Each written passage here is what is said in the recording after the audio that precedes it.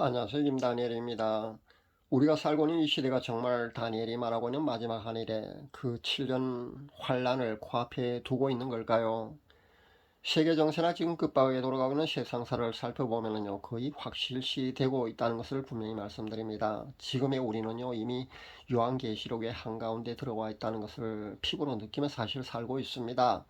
이 마지막 시대의 메신저로서 휴거 신부 준비를 독려하고 양육해서 한 명의 그 휴거 신부라도 더 배출하기 위해서 제 사명은 앞으로도 계속될 겁니다. 당연히 깨워서 제가 먼저 준비하고 휴거 신부들을 깨워서 나고하는 신부들이 한 명도 없게 그렇게 함께 갈 수 있기 위해서 중보기도하며 최선을 다하도록 하겠습니다. 지금 우리는 요한계시록 6장의 그 시대에 현재 살고 있습니다. 러시아와 우크라이나에 관한 그 전쟁 말입니다. 그 전쟁이 발발하기 전에 제가 이런 주제로 메시지를 전했었습니다. 그 얼마 지나지 않아서 둘째인에 해당하는 전쟁, 그러니까 러시아와 우크라이나 간의 전쟁이 실제 발발했거든요. 이 요한계시록 6장의 둘째에 해당하는 이 전쟁은요, 예수님께서 직접 언급하신 그 마태복음 24장 7절 말씀이 민족과 민족을 나라가 나라를 대적하여 일어나겠고 처처의 기근과 지진이 있으리니, 이 말씀과도 사실 연관된 말씀으로 보아도 무방합니다. 예수님은요, 이런 것이 재난의 시작이라고 하셨거든요.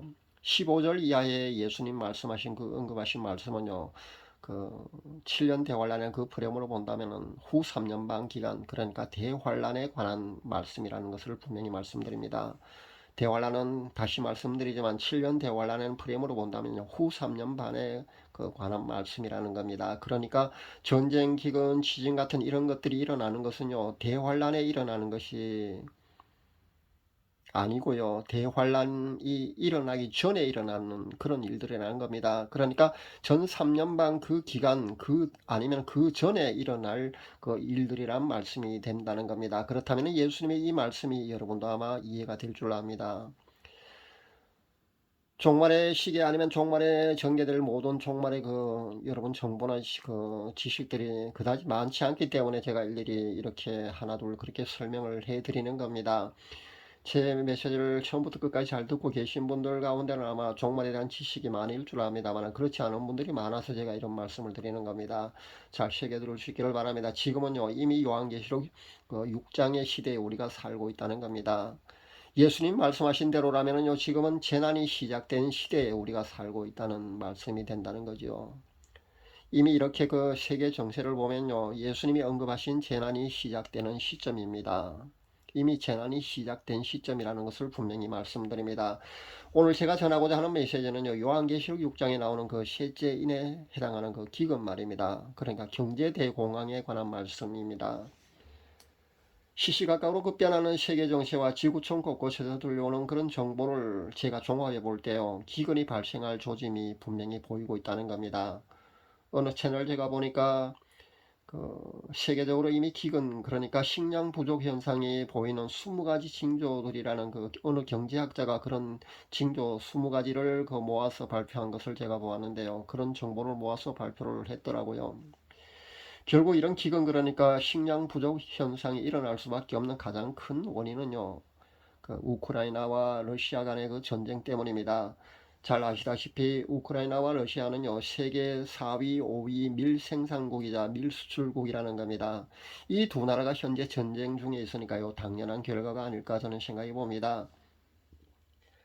전쟁이 장기화로 현재 접어들었습니다. 그에 따라서 밀 선물 시장에 보면요, 42.4%가 올랐고요, 옥수수 선물 시장은 34.1%가 각각 올랐습니다.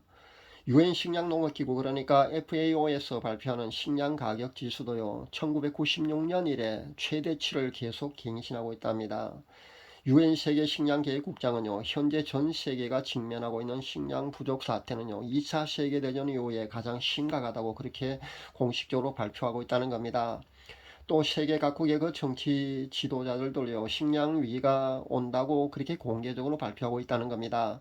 우리는 식량 위기라고 하면은 가난한 아프리카 국가들이나 아니면 아시아 일부 국가들, 그렇게 못 사는 그 빈국의 그 나라들만 생각하는데요, 불행하게도 그렇지 않다는 것을 우리가 알아야 합니다. 중국 농업부 장관이 지난 겨울 감염으로 중국의 밀수확이 역사상 최악이 될 수 있다고 그렇게 발표하는 것을 제가 보았습니다. 미국의 그 겨울 밀수확 역시 심각한 감으로 인해서요 비참해질 거라는 그런 경고도 나오고 있고요. 프랑스의 고위 관료는 이렇게 말했습니다. 극히 심각한 세계 경제 위기에 우리는 대비해야 된다고 그렇게 공식적으로 발표하는 것을 제가 보았습니다. 조 바이든 미국 대통령도요, 최근 그 식량 부족이 현실이 될 것이라고 그렇게 인정을 했습니다. 미 행정부도요, 공개적으로 그것을 기근이라는 단어 사용을 했다는 것에 우리는 주목할 수 있어야 합니다. 그것을 기근이라고 분명히 그렇게 미 행정부도 그렇게 발표를 했다는 겁니다. 그렇게 사용을 하기 시작했다는 겁니다. 만약에요, 식량 생산이 여기서 멈추게 된다면요, 인류는 그 90일이 지나면 식량이 바닥이 난답니다. 식량 생산이 90일 주기로 돌아가기 때문에 그런 현상이 일어난답니다. 그러니까 지금이 이 사태라면요, 90일 즉 3개월 후면은요, 세계 식량이 바닥 난다는 것인데요. 올 하반기쯤 아마 기근이 닥칠 수 있다는 것으로 우리는 인식할 수 있어야겠습니다. 그렇다면요, 내년부터 기근이 아주 심각해질 수 있다는 겁니다. 대비해야 되지 않을까 저는 생각해 봅니다. 독일 슈퍼마켓 식품 가격이 곧 20%에서 한 50%그 정도로 그렇게 오를 것이라고 그렇게 보고되고 있습니다. 스페인과 그리스는요, 이미 식량 배급이 시작된 단계고요. 우리나라는 아직 비교적 조용합니다. 하지만 올 하반기나 내년 초쯤은 아마 달라지지 않을까, 그렇게 우리는 예상할 수 있어야 될 줄 압니다. 미리 대비해야 하지 않을까 저는 그렇게 생각해 봅니다.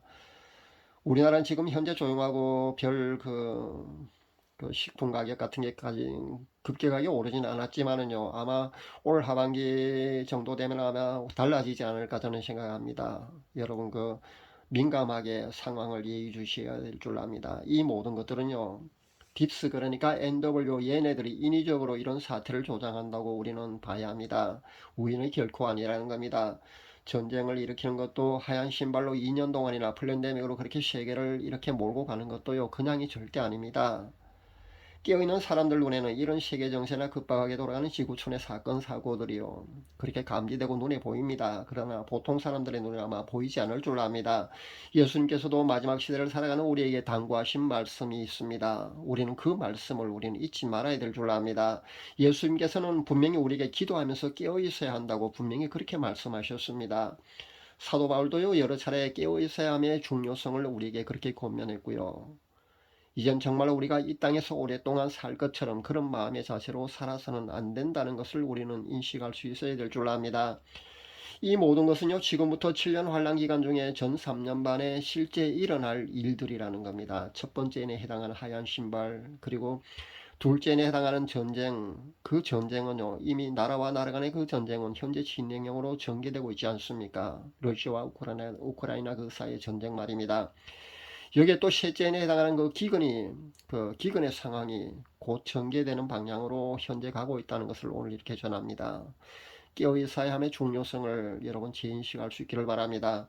대비도 물론 당연히 해야겠지만 말입니다.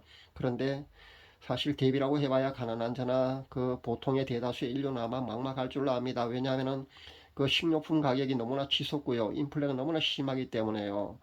천정부지로 그 식료품 값이 그렇게 치솟는다면요. 그 가난한 사람들은요, 실제 굶주릴 수밖에 없다는 겁니다. 그 대비할 수조차 없다는 겁니다. 그 식료품을 오랫동안 보관할 수 있는 그런 방법이 없기 때문에 미리 그 사두기를 한다고 해도 그 몇 달 가지 않는다는 겁니다. 실제 화폐 가치가요, 그만큼 하락하기 때문에요. 현재 베네수엘라라는 그 국가가 현재 겪고 있는 그 현실이 아마 우리의 현실이 되지 않을까 저는 그렇게 예상해 봅니다. 그러니까 마지막 때 기근 경제 대공황은 아마 그것보다도 아마 더 비참한 그런 상황이 전개된다고 보시면 됩니다. 만약에 하나님께서 여기에 적극적으로 개입하셨어요. 엔드타임 그러니까 그 엔드타임의 시계를 2, 30년쯤 만약에 늦춰주신다면 몰라도요. 지금처럼 이렇게 계속 하나님께서 만약에 진행하신다면요. 지금부터 3년 안에 제가 말씀드린 이 모든 것들이 현실이 된다는 겁니다. 빠르면 내년부터요. 당장 피부로 와닿는 것으로 우리가 그렇게 느껴질 수도 있을 줄 압니다. 세상은요. 이렇게 흘러가고 있습니다. 사랑하는 우리 주님께 우리는 더 집중해야 할 시기가 왔다는 겁니다. 그만큼 때가 급박하게 돌아가고 있기 때문에 신부단장에 여러분 최선을 다할 수 있기를 바랍니다. 오늘은 요한계시록 6장에 나오는 셋째인에 해당하는 그 기근이 그 기근이 전개될 조짐이 보인다는 소식을 이렇게 전합니다. 이대로라면은요, 올 하반기나 내년이 되면은요, 우리 피부로 와닿지 않을까 저는 생각해 봅니다. 깨어서 이에 대비할 수 있기를 바랍니다. 그리고 다시 한 번 더 우리 주님 이 땅에 다시 오실 그 발자국 소리가 이제는 귀에 들리는 듯 하다는 그런 말씀을 오늘 이렇게 전해 드립니다. 마라나타. 감사합니다.